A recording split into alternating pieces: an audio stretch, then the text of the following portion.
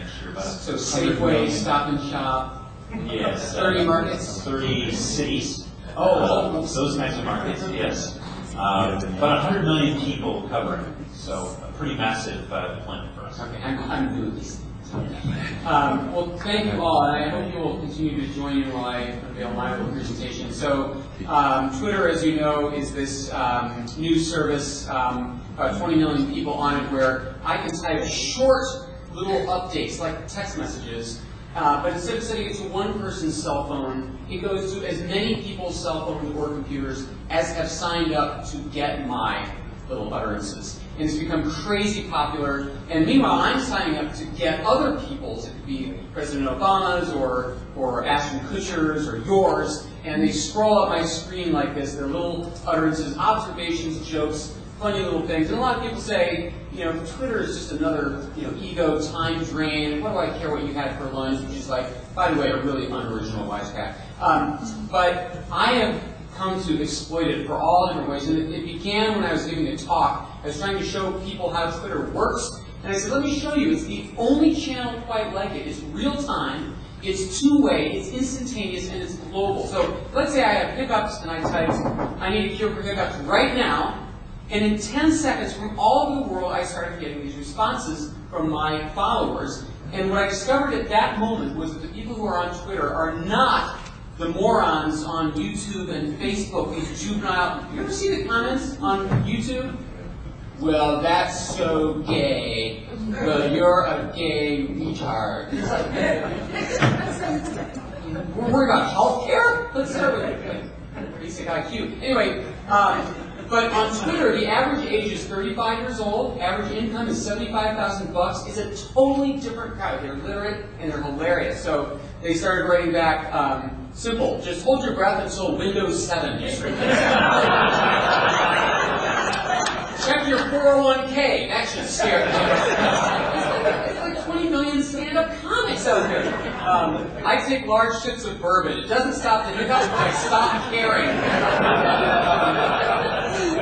So I came home and I told my wife about this experiment, and she's like, I don't know what this is the universal gesture for what wives do. I don't know what this is. She's like, you know what you should do? You should ask a question like that every night and publish the results in the book. Oh my God. So came out last week. Oh, credit. She has the first 3 pages. Anyway, and so it was this very much this call and response thing. So I would say, compose the subject line of an email you really, really don't want to open. Here's an example. To my former textbook partner, Ari, what seems to have been your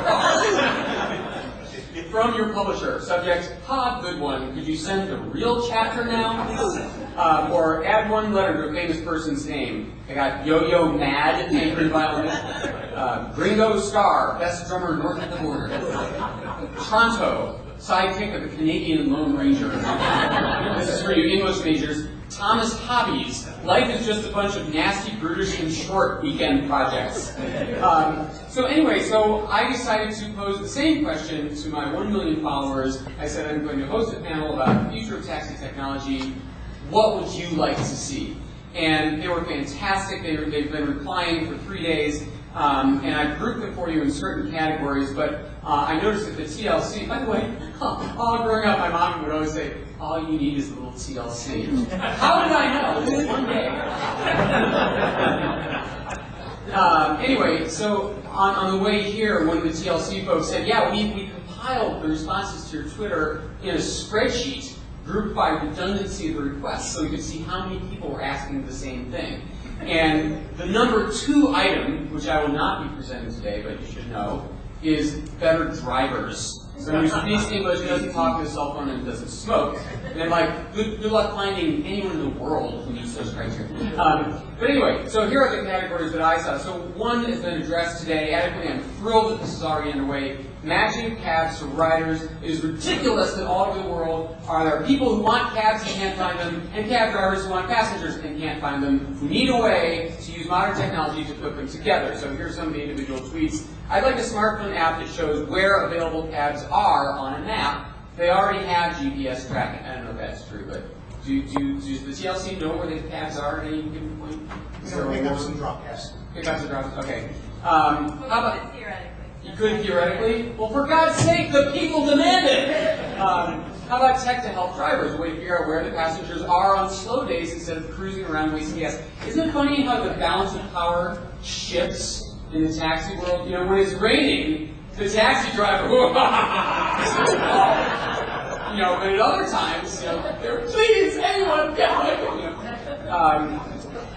Being able to order a cab with a text message. Your location can be determined by the cell phone GPS. This is really interesting. I found out today that in New York City, for example, the black cars are not allowed to be hailed, and the taxis are not allowed to be gotten by prearrangement. Obviously, some kind of legal monstrosity there. And so my point is, yeah, but what's a hail? It is picking up my cell phone saying, "I'm right here, come get me." That's not prearrangement, really, is it? That's hailing in the 21st century. Anyway, so I know there are apps, Taxi Magic. Raise your hand. You're here, right? There he is. He's got an iPhone app that works everywhere else, but New York City, where it knows where you are because the iPhone has GPS, and you say, "I'm here, come get me." It's related to the closest cab you come to get to. People love it. We want that everywhere. So then we have the second broad category was people wanted more information when they're en route. We want more things on that screen. Somebody wants a GPS screen for the passenger, showing a tourist would get an idea of where he is in the city, and meanwhile the locals could keep tabs on the driver, making sure he's not being taken for a loop. A lot of people would like to get details about the driver, including his driving history and accidents.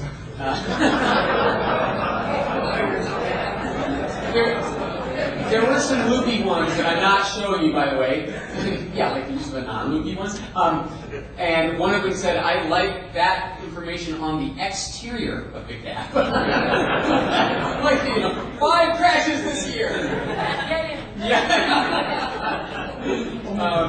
I'd like GPS and traffic monitoring technology to predict when you'll get to your destination so you can call in advance. So there seems to be a thread here. They want GPS in the taxis. It's 2009, let's get that going.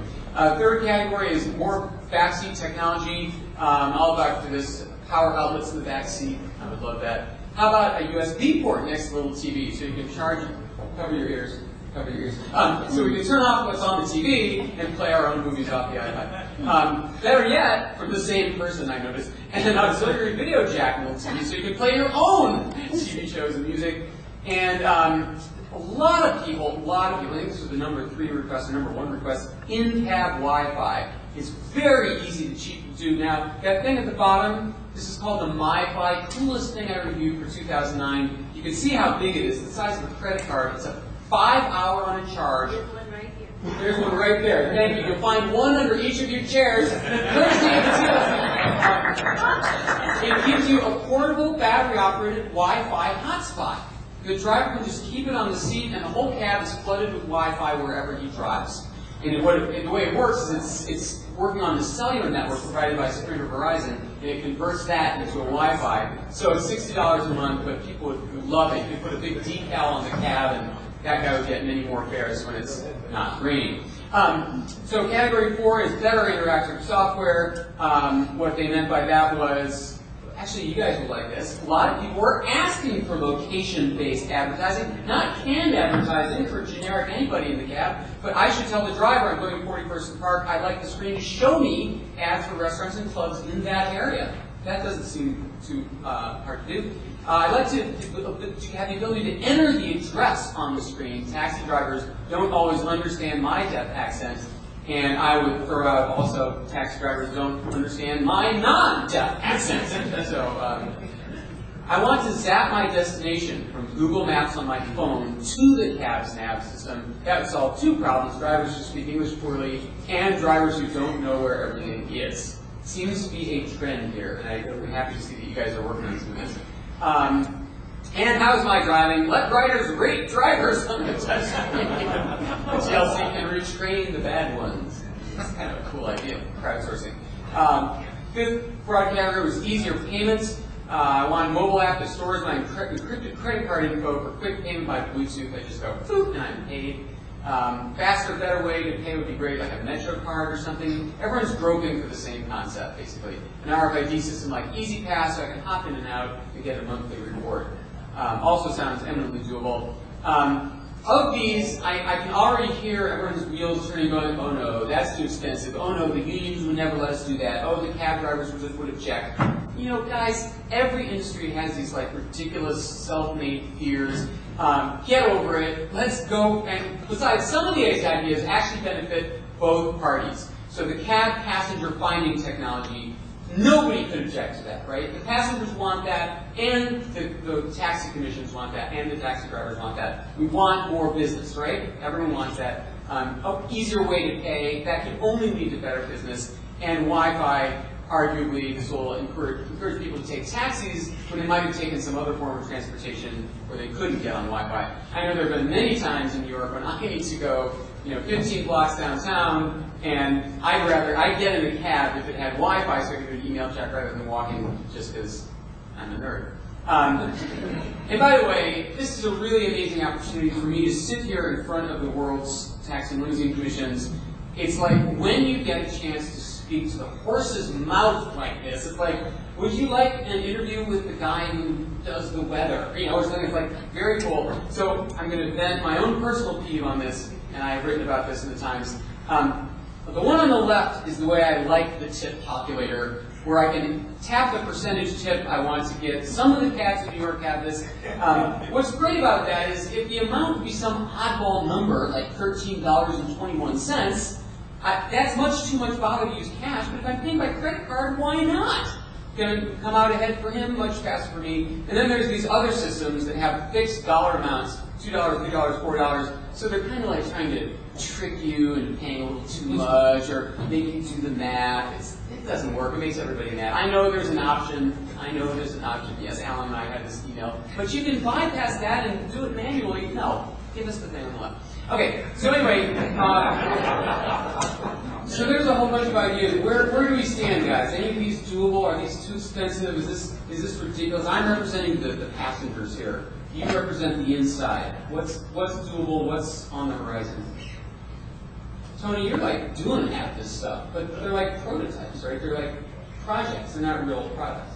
Well, we're a small company. I think what we're doing is we're showing what's possible with data, and then hopefully it's tied back in, so it closes that loop. So we're half that loop, but I think what we need is obviously more from the infrastructure, from the carriers, from the TLC, from people like Telenab. So all those folks have to come together, and it can't be just one company. I think this is going to be a multi-company effort.